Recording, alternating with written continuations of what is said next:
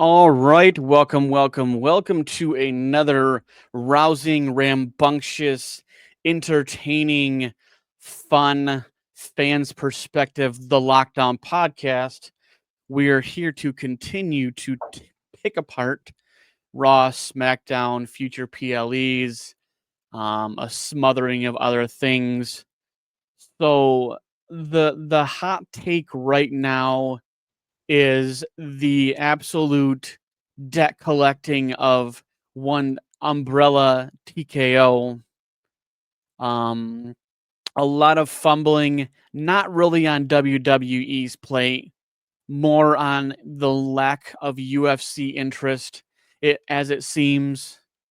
Um, I mean, what do you like? What's your thoughts on the news? I guess you could say of kind of this what I would definitely define as TKO fumbling. So So I looking at these old articles, it's resurfacing that TKO has a lot of debt.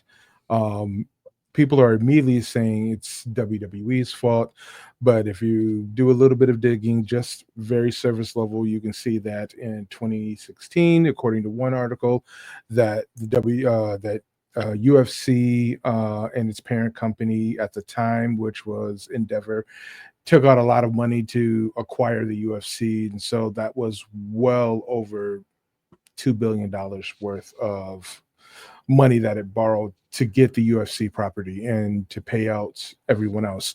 Um, so it's not necessarily the WWE's fault that TKO has this large operating debt from these two really big entertainment companies, and the lesser of the two is the WWE. And if the WWE really wanted to just do nothing but sales and marketing and try to get out of that operating debt, we know what they're going to do. They'll release some talent that they haven't been utilizing. They'll create some new merch. They'll probably bring back Brock Lesnar if that's possible, and they can get out of the hole relatively quickly. They've already done some things that the fans don't like. I don't care for. You don't care for, Seth, such as sponsorships and marketing in the ring. yeah, You know, it's it's it's very if it's going to it's be, getting very UFC ish. I yeah, mean, and it's if that's the way that the WWE can help its little brother, the UFC, get out of debt, all right, fine, whatever. That's yeah, what family does. WWE once again is big brother to all these other little entertainment companies. So yeah, this is just what we have to deal with the product, but it's not the end of the world. The WWE has survived so many other things in its long history, so I'm right. not too concerned about this large operating debt that TKO has. It's the cost of doing business in America. So we're just gonna have to deal with a few things, and one of those few things is the ad placements and the sponsorships. Well, Again, it's and yeah. I think UFC is starting to get stale. I really just don't think they have the draw they had before. I feel like it's kind of lost, I guess. I don't know. Mhm, I feel like WWE has always been a bigger product because there's a more broad fan base. There's a mm. more worldwide effect on the wrestling entertainment business. And I just think UFC I think is starting to find out that like people are just not tuning in. Like I think I think, like you said, it's basically because we're all under the same umbrella. Now it's WWE knows how to cash in on certain wrestlers being there, certain events happening in certain places. You know, they have honestly been spitting out more sponsorship than a Coke machine. So I mean, I don't fault them. I think it's like you said, it's more of a helper. Just because I mean, it started off as just being Prime, and Right. then it went to American whatever beer, and then Slim Jim, in the smothering of other, Riyadh season, which, us in the Middle East have a good thing going because we show up to Riyadh, right? We show up to Saudi Arabia. We have a great, partnership with them doing PLEs in there. We have, 16 to 18,000 venues, which is pretty a little bit above average for our venues, usually for regular shows, but it's bigger there because it doesn't come all the time. Right. So I think honestly this will all be sorted out. It'll be a thing of the past. I think WWE will do what WWE does and will eventually bail them out and things will go on accordingly. I think it's just kind of a slight hiccup, um, in some, not smart business transaction, which, when you put your chips in, it's like going to the casino, so Yeah. I Yeah. think we'll be fine. Yep. So let's crunch into WWE now. So I don't know how to put it as far as like this whole John Cena coming out every week, selling merch like it's going out of style. I really still think like if he sells merch but doesn't wear it, I feel like that would be more heelish. But he rocks it like he's the face that runs the place nonstop with his merch whoreness. And it's just kind of I don't even think he believes his heel thing is good. So like you can see like little cracks in his attempted heel turn, the smirks, in certain segments where it's kind of like he wants to be a better, nicer, but like he has to be a dick. So he has to Mm, kind of change up, things a little bit in his promos, and I think he has more leniency on his promos. I don't think these are pre-recorded. These are like, hey, here's some PowerPoint points. Would you do with what you want with the rest of it? So, yeah. Yep. um, and obviously he's a 25-year veteran of it all. So I mean, improvisation is easy coming for the veteran. Now, I thought that we would get John Cena, CM Punk down the road, something more to it, Same. Same. and I feel like this is rushed. I feel like John Cena, CM Punk, Night of Champions is rushed. Now, let's just point out the elephant in the room in one Ron the Truth Killings, who is getting a match um next Friday with John Cena in Grand Rapids of all places.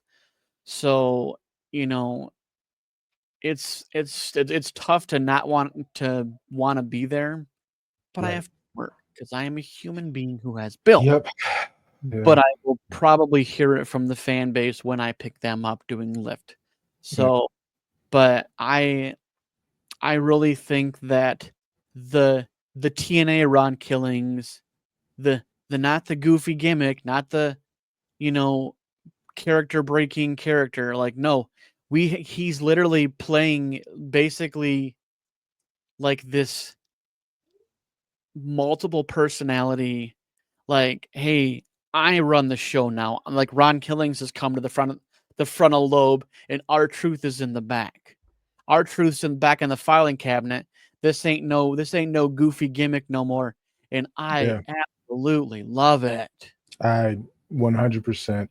I did happen to see the Ron's Killings interview that he did on Busted Open Radio, and it was pretty remarkable. And I really love the fact that he seems like he's definitely portraying this frustrated guy who's just having this, this crisis of, hey, let's stop talking about R-Truth. It's Ron Killings running things right now. I'm in the driver's seat, and he's just really frustrated with people making those comparisons to his old self. Well, and John And Cena was yeah, the brunt of those comments. So oh yeah, yeah. So yeah, I'm with everyone that wants to see a championship on Ron Killings before he goes. Yeah, just give it to me. Yep, just let me have it. And yeah, well, everything will be all right if you give me what I want, which is Ron Killings as a world champion, right, and we'll just go from there. and it has to happen. I mean, it's it's like we're also on the Ron Killings farewell tour because like, I truly believe he doesn't have, he has other ventures, but he does not want to leave with them telling him to leave. He wants to leave on his own terms. And I Yeah, feel like putting the absolutely. strap on him, even if it's for a moment, I want it to happen. Yeah, I I really, I think. really, I really thought Yeah, they were going to somehow weasel him onto the Money in the Bank card or something. Like maybe before the match or something, take someone out and then go in the match and do the match and then win the Money in the Bank. I thought that would have been more fun, but yeah, obviously we're just 100%. stuck with Seth Rollins. So, but Yeah, again.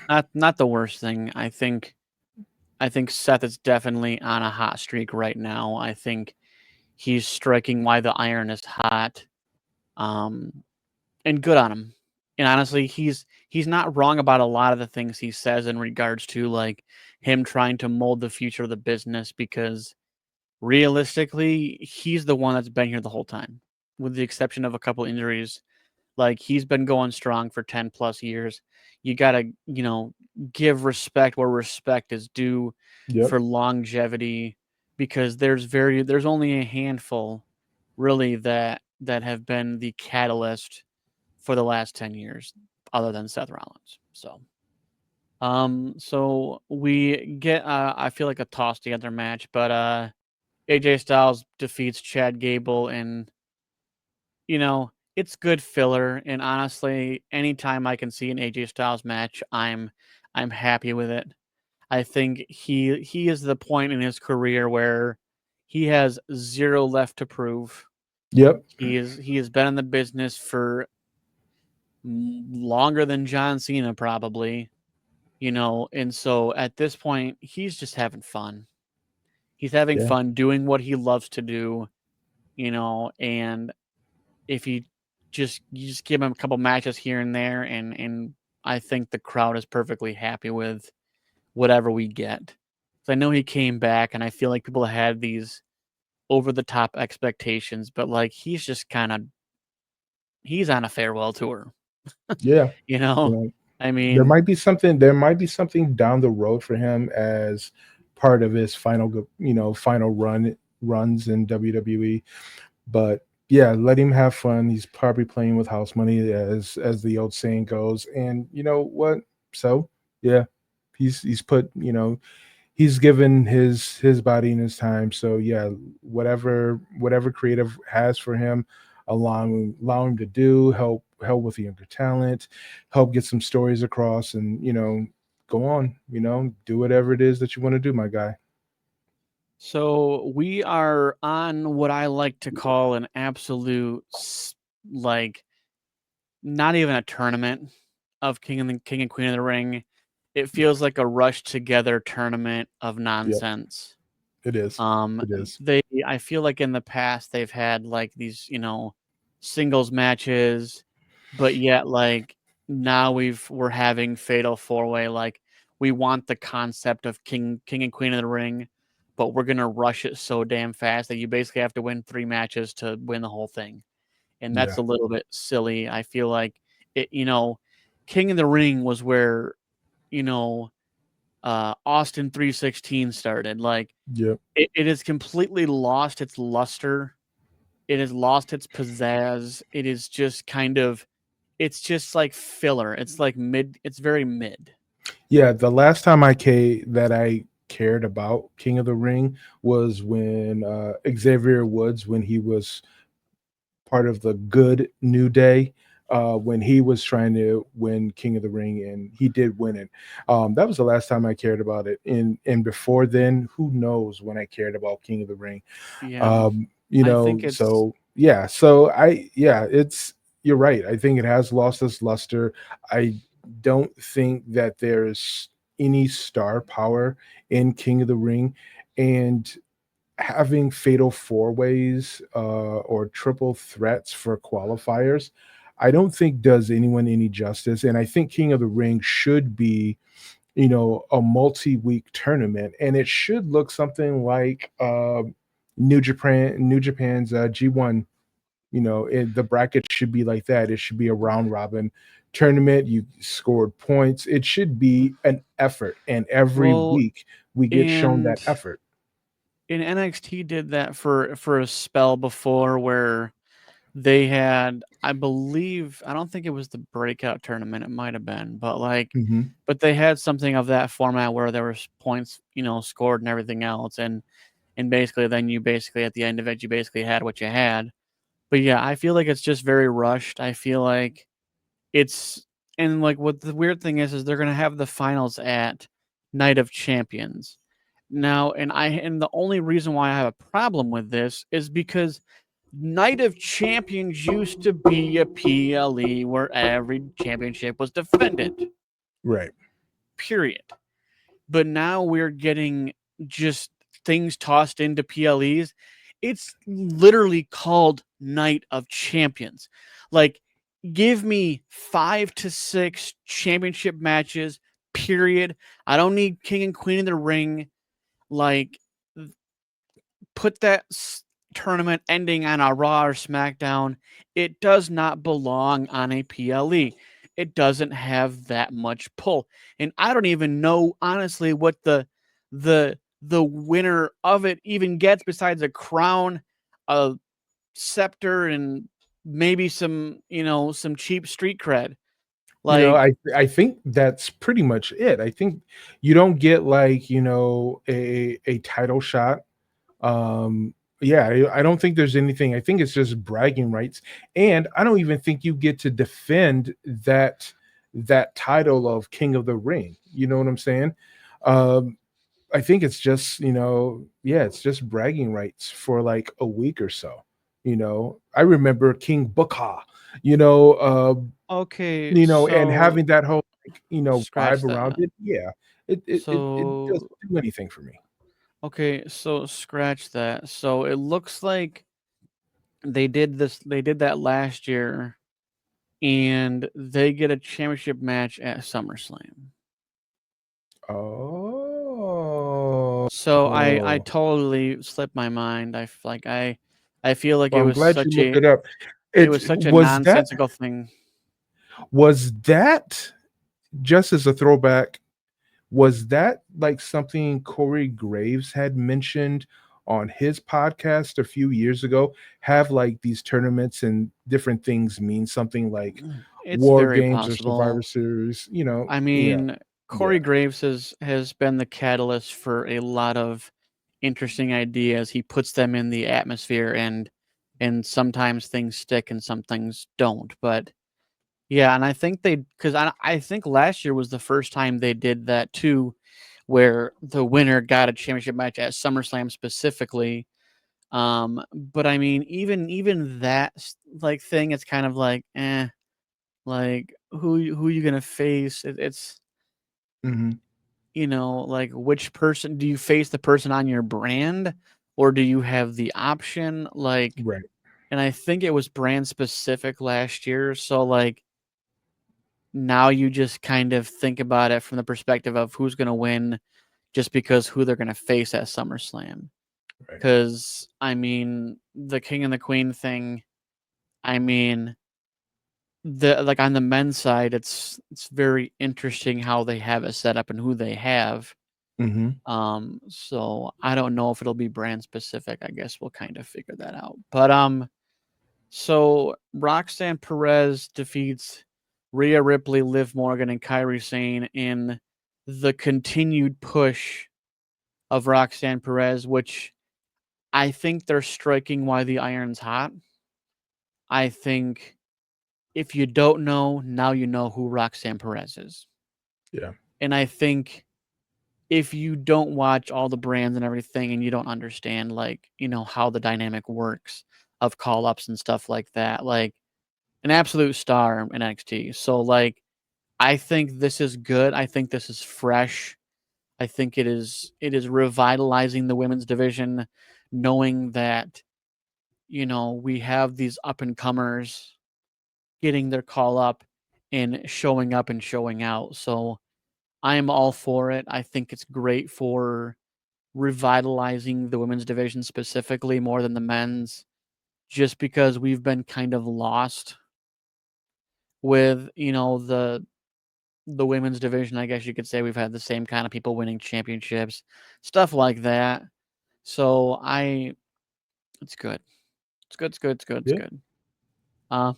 So we had Becky Lynch recently win over Lyra Valkyria to become the Intercontinental Champion, and we get, you know, the normal chatter from Becky Lynch, and we get the return of, I'm gonna call it like it is, BBL Bailey, and Mm, like, man, I love Becky Lynch and Bailey feuds. Okay, yeah, like they can definitely tell stories. Yep. I love the original four horsewomen of WWE. I love anytime they tussle up because we know it's going to be good.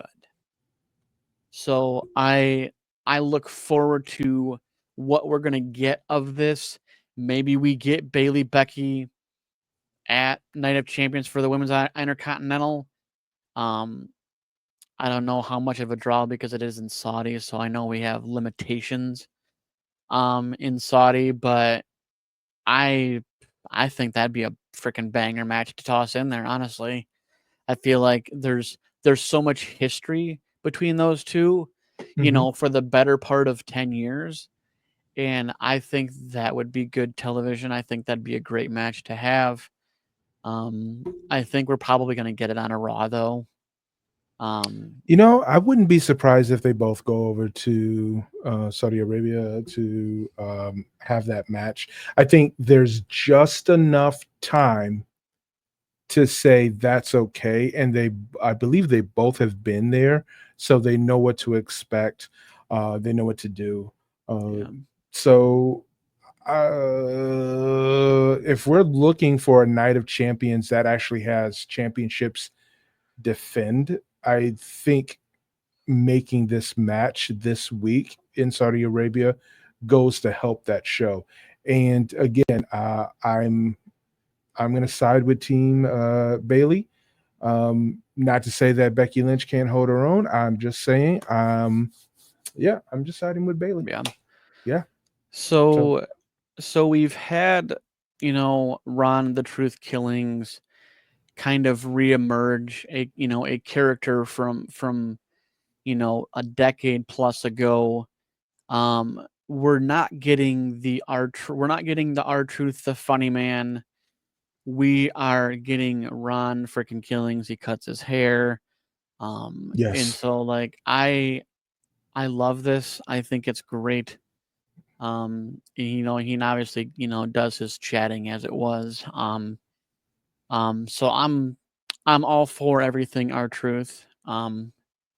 So we have the first round of the men's King of the Ring, and unbeknownst to honestly a pretty stacked fatal four way, that Sami Zayn wins. And I honestly think that Sami goes all the way. And Mm, I honestly think Sami Zayn will beat Gunther at SummerSlam, if that's what they're going to do with the title. And I say this for one very important reason, is that all you right. know how much hype there would be to have a new world heavyweight champion Sami Zayn, because he's been chasing that championship longer, way longer than Jey Uso ever was. He's been a singles competitor 90% of his career. And so I feel like it would be an ultimate just slap in the face to Gunther, because you know who beat him for the Intercontinental Championship to end his streak? Sami freaking Sammy. Zayn. Yep. Yep. So, you know, I think this would be a great callback, because I mean, Sammy being champion, I think it would be the epitome of Jay winning it and give it a couple months, let him have fun with it, let him, have some good quality matches, and then you can move on past him. But I feel like this would be great for, for if you want a long-term storybook a little bit, Hmm. for Sammy to be, to win this tournament. I think he'd be the most deserving of anybody in the tournament. We'll get to that tournament in a little bit, but like, I think he would be honestly my pick. Um, Yeah, just to chime in on you, I agree with the Sami Zayn take. It's long past due that Sami Zayn has held a championship. Uh, yeah, if we're gonna chant and cheer on and support Ron Killings getting a championship, I think Sami Zayn is right there with him 1 and 2. yeah. So yeah. So at the end of Raw, we get Gunther defeating Jey Uso for the World Heavyweight title. And we talked about this before the show, but like, it's kind of stupid that we basically Gunther just says, "Hey, I'm going to have this match. I'm going to have this match whenever I want, and I'm going to do this. No build, no qualifiers. We're supposed to be done away with the rematch clause, and yet somehow they put it on Gunther." And it really actually more pisses me off, not that Jay lost it, but who he lost it to. Someone who didn't Mm, qualify, someone who didn't have a match for it, just basically yeah. said, "I'll be waiting in the wings," and I don't mind, like, and I don't mind that Jay lost. I don't mind that Gunther's champion, but I do mind that there was no proper channels to go through to get a title match. Right. I want to say like how they kind of got the story around was Jay and Logan Paul were beefing about championship and opportunity or whatever have you. And Gunther was just like, I don't care who it is, I'm going to take it from you. And, you know, yeah, if you're not going to have rematches, Gunther should have at least had a couple of matches. And one of those matches could have been with Logan Paul, where he just absolutely just beats Logan Paul. Logan Paul puts up a little bit of a fight, but he still just can't. He just is just outmanned and outclassed by Gunther, right? And Yeah. then that gets us to him and Jay in this rematch. So you're right. There should have been something that Gunther did instead of just running off after he gets beaten and then coming back and saying like, I'm going to take that from you. It's like, nah, bro, getting back of the line. It wasn't a very complete story, and there's a lot of holes in how we got to Gunther and Jay. Um, Yeah. now I just want to see Jay just beat Gunther, whether it's just for a championship or not. I don't care. I want to see Jay beat Gunther.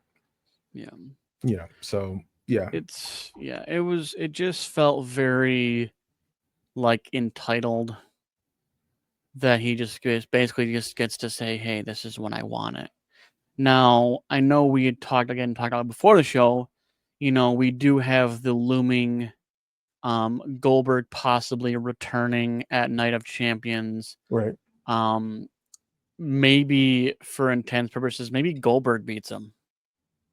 I mean, Mhm. I don't see it. I don't see it happening. Yeah, I I don't know I don't see Goldberg wants Goldberg. a farewell match, and I feel like it would be a good fit for him against Gunther. We'll probably get that at Night of Champions. Honestly, I mean, we're gonna have the main match between John Cena and CM Punk. Why not have the other one defended as well? Even though that one would be probably more of a gimmicky match, more of a Mhm. like, oh, let's just give him a final match, and but I digress. I Yeah. digress a lot, but so SmackDown kicks off with the never seen 17 nonsense that John Cena makes the announcers say, and honestly, pretty much gets called out. First Cody, then LA Knight, then Randy Orton, and just calling you like it is, and then obviously John Cena basically leaves the ring like the heelish bitch that he is. Or I think it was the balding whatever. I think LA Knight called him the balding bitch of some nature, but I don't know the exact quote. I know it's something in the realm of that, but yeah, and so he leaves. Then in awesome fashion, Ron Killings comes out to attack John Cena again, which I'm loving this. Yeah, I'm I'm enjoying loving it. them putting R-Truth in the forefront and letting him cook and letting him really beef with John Cena. Like, this is like, it's like the most anticipated thing that's not a championship match is, hey, when's Ron Killings gonna come out and beat up John Cena? Yeah, And it's amazing that they don't give him beating up John Cena more time. I feel like they could, give this a little bit more time. Of maybe Ron Kill. maybe it becomes a running segment where John Cena, you know, has this little piece, and then we anticipate and wait for Ron Killings to show up and beat up John Cena. You Yeah. know, and maybe week after week for the rest of his retirement tour, we get John Cena and Ron Killings fighting. Beating him Yep. up. I'm all for it, man. Let it ride. Yeah. Yep. So we get another men's qualifier. We have Randy Orton defeating LA Knight, Carmelo Hayes, and Aleister Black.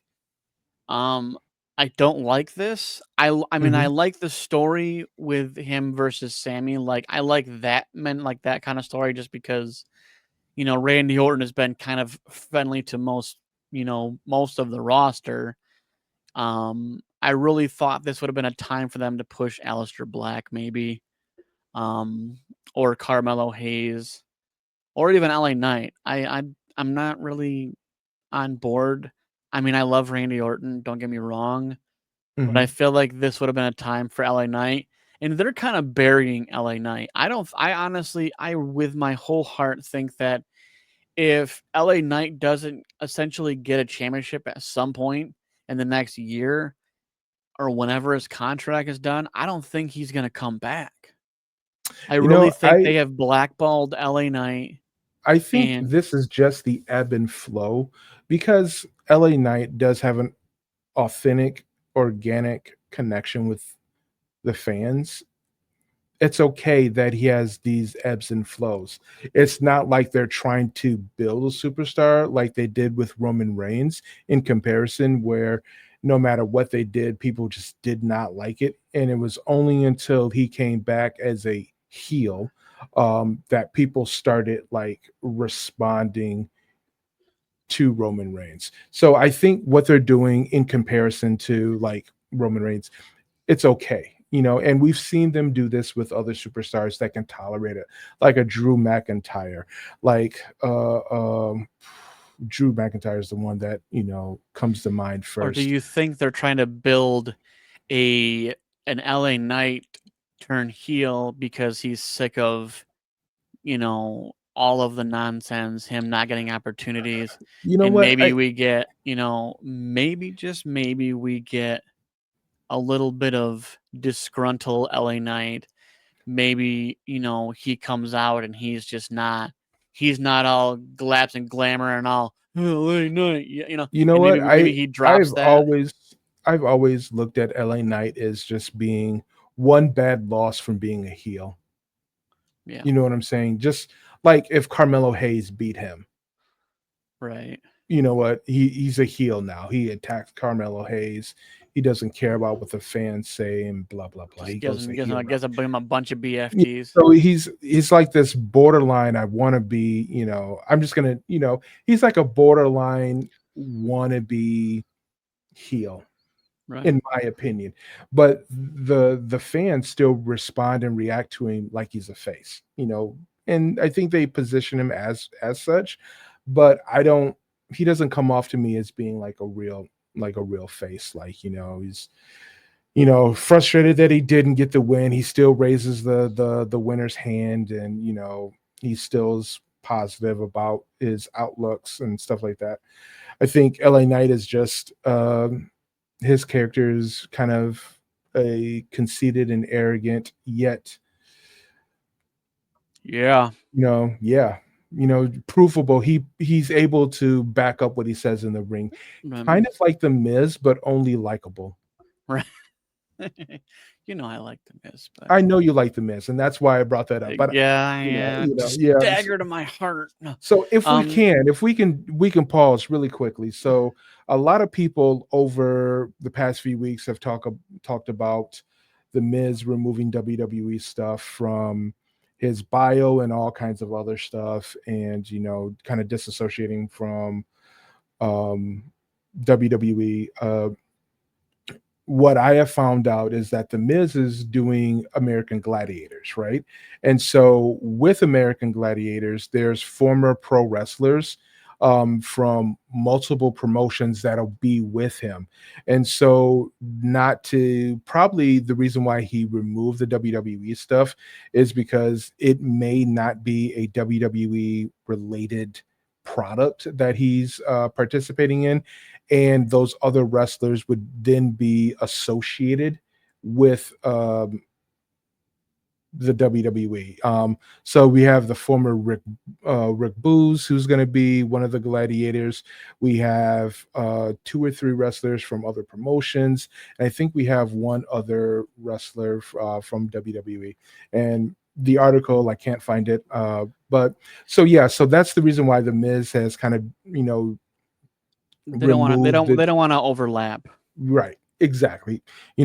Shorter way, they don't want it to overlap or have any connotation that all these other performers are part of the WWE when they're not. Yeah. So makes sense. So we have another Queen of the Ring quarterfinal match between Jade Cargill, Nia Jax, Michin, Piper Niven. I feel like every match that they have for these tournaments, there's always one that you're like, well, she's here. She ain't gonna win it. I mean, that I bless Michin's heart, but like I love Michin. I feel like that she's got a lot more skill in the tank than most people can give, but she just has floundered in WWE, and I'm surprised that she won't be on the release block sooner rather than later. But we have Jade Cargill win that, which justifiably so. This is a revamped. This is a more clean cut. This is a more honed in Jade Cargill than we've seen in the past, and I think just my ghost pick that she wins the whole thing. I think that gives her a cement foundation to gloat and to people to let her know that, guess what, I'm here and I'm not fooling around. But I digress. So we get Tiffany Stratton comes out and decides to chatter, do what she does and chat up a little bit. Mm-hmm. And here comes Naomi. And I love that we already know who Naomi's going after. And it already has a story. It already has a bubble. It already has everything that we want in it.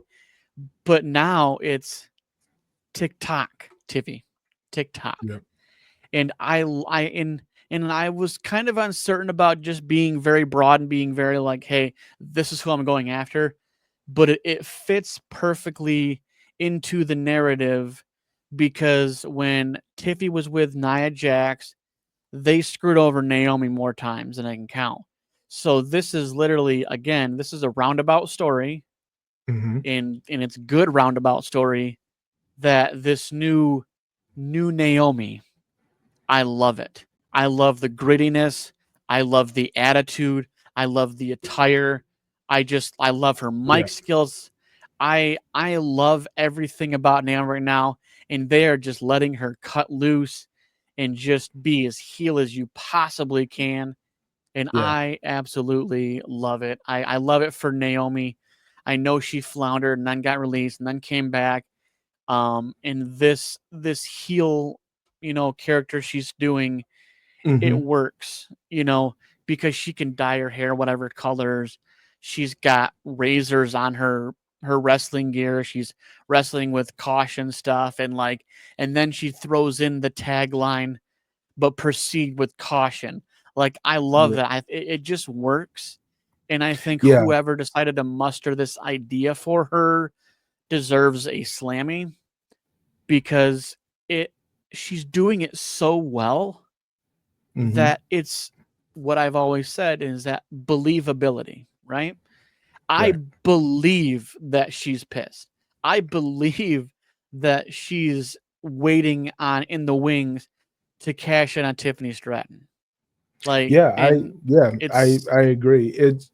I'm glad to see that you've come around to this, because at first you were kind of like, I'm not feeling this caution tape. I'm not feeling it's not believable, when we were all trying to figure out, well, why she jumped, Jade Cargill, and how is this all going to work out. But as the story progresses, and we look at, we start to put all the other little pieces together to the story, it's more believable now than it was, that she's just unhinged, and whatever she wants, she's going for it, and not playing the backup dancer role, so to right. speak. Good for her. I really am Back, now back appreciating Naomi and her work, because initially I was just like, oh man, they're just giving her scraps, and she's just trying to make it work. So I'm gonna cheer her on. But now you can see the depth of her character and her believability. And now I'm just like, you know what? Yeah, I slept on you. My bad. I'm sorry, Naomi. right. Um, Well, so yeah, and keep going, and no, don't stop, and keep yeah, fighting for what you believe can be your best work, and that's right. everywhere. And honestly, I think this is the best Naomi we've seen in her career. Like, Yeah, I can yeah, say that undoubtedly, yeah. because, like, she was just the fun, glowy, lit up Mhm. shoes like character for so long, and it was fine. It worked for her on the mid, but I feel like where she's at now is beyond mid. We're upper echelon Naomi right now, and I look forward to the continued promos and the inevitable cash in on one Tiffany Stratton. I Yeah. don't know when it'll be, and I hope that it is out of the blue. Yeah, it has to be, in order for this all to work, it has to be a successful cash in for her. It gives her, it gives her her flowers, in the sense of, you've always been a world champion. And yeah, I want to see you be more of this world champion. So it has to be a successful cash in. She just can't cash in and have someone interfere and take it away from her, which Right. would be the easy way out to keep her angry. But Yeah. getting her that world championship and see what she would do to keep it puts Yeah. her on another level that we would want to see. Yeah. So, like, yeah, Yeah. I just, yeah. And Nia Jax came out obviously to kind of thwart her off from her, possible cash in, giving Tiffany Stratton the Annihilator or whatever. But, like, I'm sorry, Nia, but you're not going to be around all the time. Hmm. And I feel like we're getting Naomi cashing in by the end of the year. I don't I think Naomi is going into WrestleMania as champion. That is just my long-term storybooking, because Mm. I feel like she has enough enemies lined up, and she can continue making enemies to continue to line up good competition. So, I think Naomi could make a lot of enemies after winning that championship, in order for her to, like, really, like you're saying, just keeping the story going. And yeah. so And yeah. the more enemies you have, the better competition we get. So, I, you know, I'm on pins and needles. I'm on the edge of my seat to when she cashes in. So, Yeah. um, so we get the reemergence of the Wyatt Six after I feel like too long of a hiatus. But what I like about the Wyatt Six is they all come out together, but you don't really know who's fighting. Right. So And for the most part, it has been Joe Gacy and Dexter Loomis that do most of the lifting. mhm, Obviously, Uncle Howdy is kind of the focal point. Doesn't really wrestle too much, but he's just kind of he's the brains behind the operation. I wish we could see more of Eric Rowan, honestly. yeah, yeah, absolutely. And it doesn't take anything away from Joe Gacy and Dexter Loomis doing a great job in the ring. I just want to see the powerhouse. Yeah. I want to see the big man. I want to see Big Red. Like Mm, I want him to just go into a match and just annihilate the crap out of someone and then just pin and be done and walk out in like 5 minutes. Like just give him something where he can just unleash. yeah. Because Yeah. I feel like the Wyatt Six thing, it had a lot of traction out the gate. We had a lot of anticipation, and then it kind of floundered, and then they just stopped coming around, and then and so I feel like they really, if they're going to do Wyatt Six business, they need to continue to perform, continue to, they need to get to those tag team titles.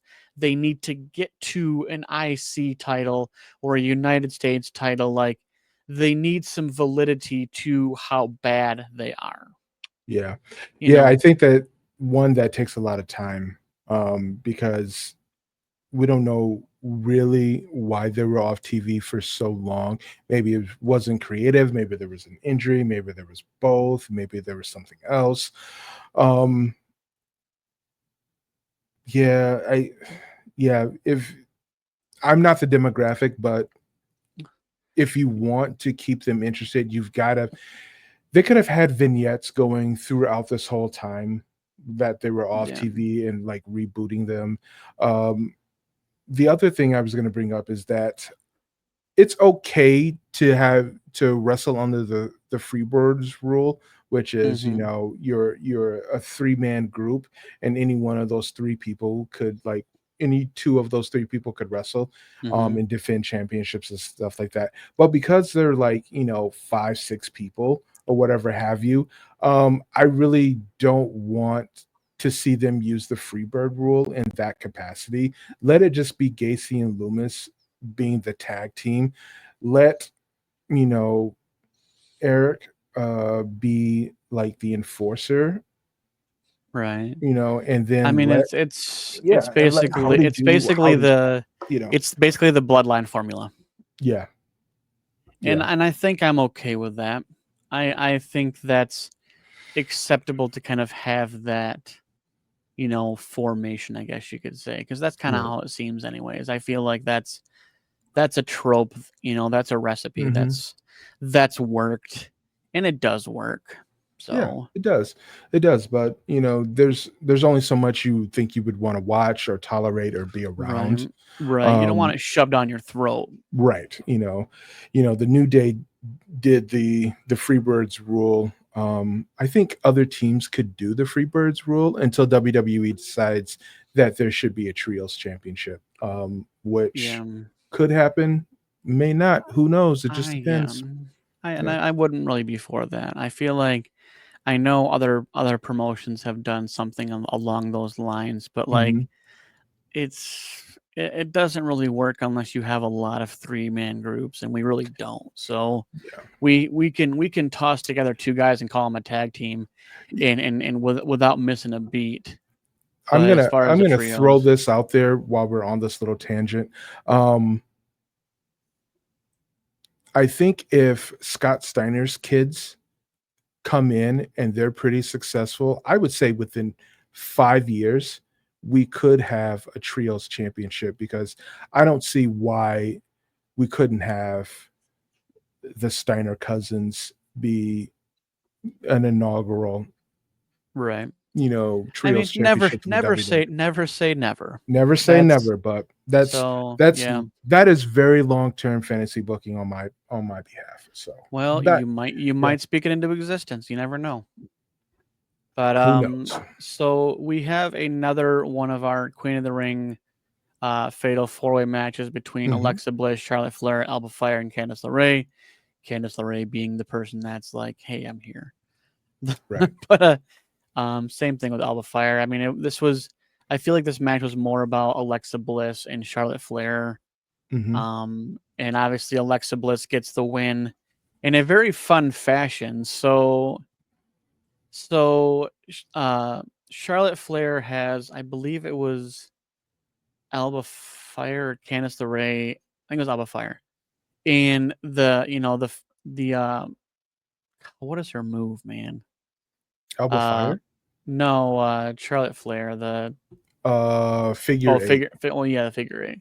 Yeah. And Alba Fire was basically not ready to tap yet, and Alexa Bliss hits her finisher, and or I guess the essential Bray Wyatt finisher, but I still love it. I think it's better for her than the Twisted Bliss. But and hits that move and basically wins before Alba Fire tapped. I feel like there is a lot of story between Alexa Bliss and Charlotte Flair. I feel like they need to strike while the iron's hot, especially between these two, because there's a lot of tension. There has been a lot of tension. There's past stories that we can call back to these two. And obviously they've both been in the business for, the better part of the last probably 12, 13 years. So I think there's something brewing here, especially how, Alexa Bliss won this qualifier match, basically outlasting Charlotte Flair's figure eight. So I look forward to what they're going to do with this. I'm glad Alexa Bliss won. Um, so to the main event, we have another men's qualifier, and we have Cody Rhodes versus Damian Priest versus Shinsuke versus Andrade, and I feel like unfortunately Andrade is the odd man out. Yeah. It's really, it kind of ticks me off a little bit that they have done nothing with Andrade since he got back. You know, I mean, he won the Speed Championship, which again really doesn't mean jack. right. And I feel like, and he's a phenomenal wrestler. Yeah. Like I don't understand I how I you wonder bring how him much back of to it nothing.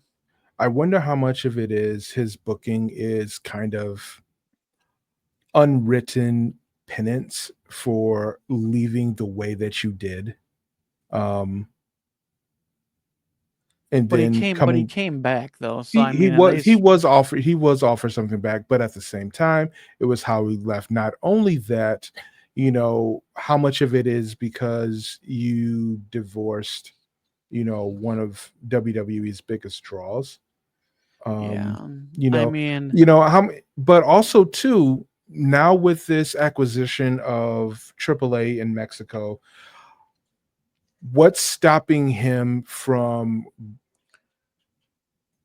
rebuilding that promotion or right. adding to that promotion? I don't know anything about the history of AAA, but what I've seen online, basic, it's kind of mixed feelings about WWE coming in and acquiring AAA. AAA Yeah. needed some work and needed to be rebuilt, or this just strengthens their portfolio of professional Yeah. wrestling. So it's like, it's good for business, it's bad for business, but I digress. Yeah. I Yeah, I there there is might be room for something. there's something for Andrade. Also, too, we don't know what the future holds for Andrade. Period. He may like transition into something more of a backstage role in helping, AAA, and that Right. sort of thing, because He could all of he us. could he could be kind of what Santino is to TNA. Yeah, yeah. Yeah, it could be something along those lines. We don't know what he's asked for or anything like that. Yeah. When he comes on TV, we can see how good and how polished of a veteran wrestler he is. It's unfortunate that him and Shinsuke and now Damien and There br- seems are the, like, br- the they're brunt of the joke. yeah, they're getting all these, like, lower level things, but we also know that this is part of the WWE way of Yeah. telling stories, and we shouldn't be so disappointed, but it's hard not to be disappointed when you know that at any given time you can switch your machine from one performer to another, and they can be the next big thing for your company because they're all that good. Yeah. Yeah. So Cody obviously won that match. So basically, right now, as it sits, we have Sami Zayn facing off against Orton.